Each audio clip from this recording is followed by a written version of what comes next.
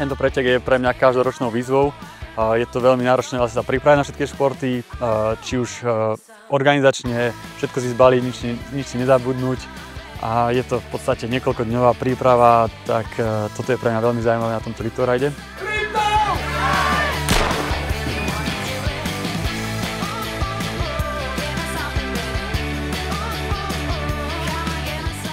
Na bicykli je to pekná trať, kde v podstate tým, že je to začiatok, tak nie je sa až tak rýchlo. Sú tam príjemné hore kopce, krátke, ale strmé, treba sa na ne dávať pozor, stihnúť preradiť. Tento rok ma potešil, že som nedostal defekt na bicykli, no nemal som za sebou dušu.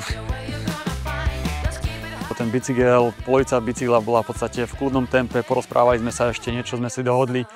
Tým, že my ideme 4 hodiny, tak v podstate v ploštine ideme ešte voľne a niekde okolo závažnej poruby už začíname pridávať. Začína sa to deliť a postupne sa vytvárajú skupinky a tie začínajú bojovať.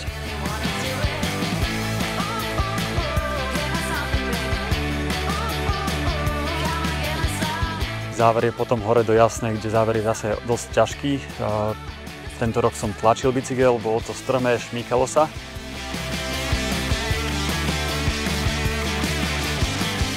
Ale v princípe je to, neviem, ako je to aj jednoduché.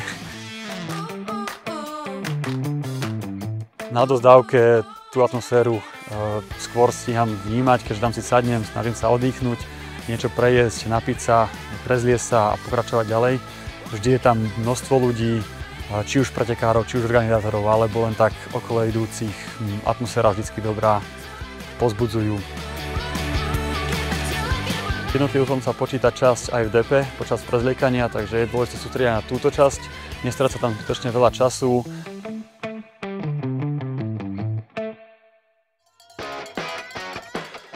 Na Ski Alpe sa posledné 2 ročníky išli hore 7, čo znamená dosť strmá zjazdovka. Tam to je cez silu, takže treba len bojovať. A predtým sa šlo hore lúčkami, čo to bolo trošku rýchlejšie, frekvenčné. Ale je to len v podstate hore-dole a treba makať. No.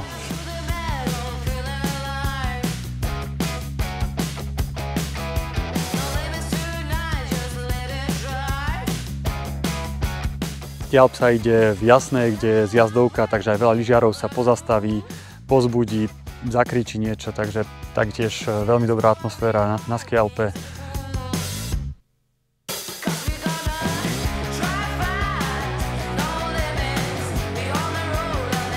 Tento rok nám počasie viacej prijalo, až na tú hmlu a silnejší vietor na chopku, v podstate pekné počasie, nebolo až tak teplo, takže sme sa až tak neprehriali a dalo sa zmerať si síly. Na chopku to väčšinou býva celkom rýchle, sú tam síce organizátori, evidujem tam veľa ľudí, ale väčšinou to je o tom, že len rýchlo zadiť pásy a páliť dole.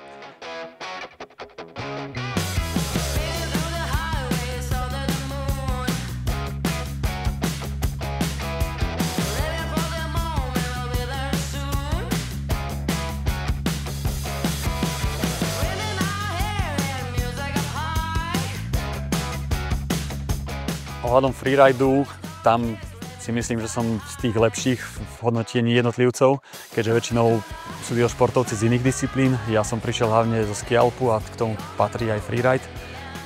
Mne najviac pasujú samozrejme z jazdy ťažké, čiže do žlabu, čo bohužiaľ sa už pár rokov nepodarilo.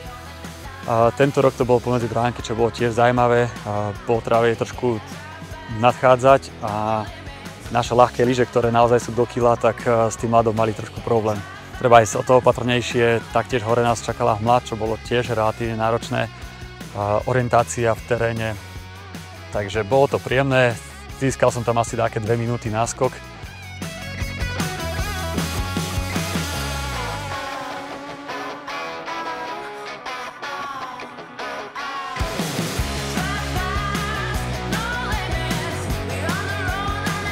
Náročnosť disciplín veľmi záleží na tom, že čo je predchádzajúca pred ňou.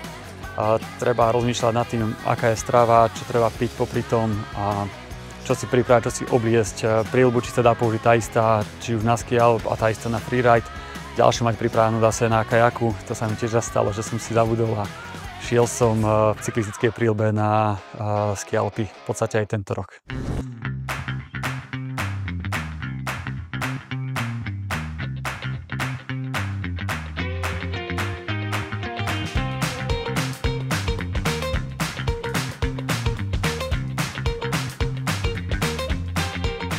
Ohľadom behu, no ten je veľmi dlhý. Obzvlášť po 3 hodinách je veľmi dôležité to neprepáliť. Je dôležité ísť si také stabilné tempo, nepokaziť si ten pretek a už len tak sa dostať na kanál. Tam nás čaká rohačka. Rohačka je relatívne strmý výšľap. Väčšinou je to krokom, tam už sa behať moc nedá.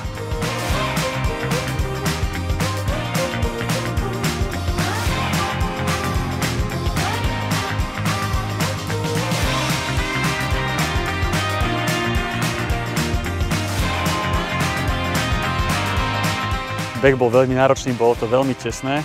Bežali sme vyše pol hodiny spolu a každý sa snažil utiecť a spraviť si náskok pred kajakom. Kajak začína na plytkej vode, kde mám čas oddychovať, tam nie je sa kam ponáhľať. Treba sa pripraviť na ten ťažký kanál, kde treba byť oddychnutý, treba mať pripravené ruky, sústredenosť, koncentráciu a zvládnuť ako tie bránky. No a už keď to vojde do kanálu, tak tam už nejde čakať. Tam tá voda je rýchla, treba sa na ňu pripraviť, treba reagovať a zísť ideálne s nulovou penetráciou. Na kanál som sa dostal ako tretí, ale táto disciplína mne trošku viacej vyhovuje, keď som venoval trošku času tréningu. On mi kričal pridaj dole prúdom, ale ja som sa snažil oddychovať, videl som, že tá bola není práve tak ťažká ako tí dvaja predo mňou. Práve tých dvoch otočila jedna z tých skorších vln. Teraz si spomínam vlastne na najťažší moment. To boli posledné 4 metre do cieľa, kedy som vlastne zastavil kajak, napustený vodou. Ja som bol tiež celý mokrý, som potreboval vyjsť hore schodíkami. Organizátor nám nemohol pomôcť, respektíve nepomáhal pretekárom, čiže potrebovali sme si sami ten kajak 20 kg vytiahnuť von a potlačiť po tráve. Ten kajak nešlo pohnúť a ja som nevládal, z posledných síl som sa do kotúľov ako do cieľa.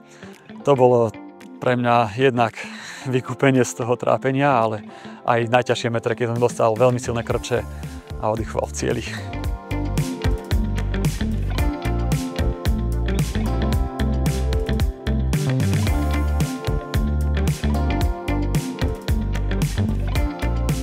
Sice je toto pretek, odvodené od slova pretekať, ale nemá to až taký náboj.